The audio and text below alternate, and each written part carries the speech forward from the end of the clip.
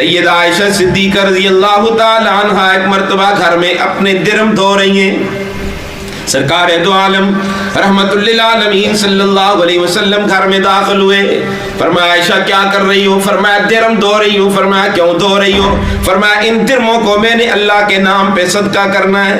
فرمایا دھونے کی کیا ضرورت؟ میں نے آپ کی زبان اقدس سے سنا ہے جو خوش قسمت خوش نصیب انسان اللہ کے نام پہ کوئی چیز صدقہ کرتا ہے جس کے ہاتھ میں دیتا ہے اس کے ہاتھ میں جانے سے پہلے وہ چیز اللہ کے ہاتھ میں جاتی ہے.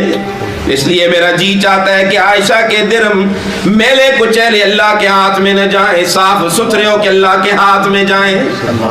اور ہمارے ہاں کیا ہوتا ہے کہ جب کوئی اللہ کے نام پہ دینے کا وقت آتا ہے تو پرانا نوٹ جیب سے تلاش کر کے ڈال لیتے ہیں یا کوئی کچرا ہی ڈال لیتے ہیں, یہ اللہ کے نام پہ دے دیتے ہیں. یا جو چیز ہم سے بیکار ہو جاتی ہے وہ اللہ کے نام پہ دے دیتے ہیں. اور اللہ کا قرآن کہتا ہے لن تنالوا البر حتى تنفقوا مما تحبون.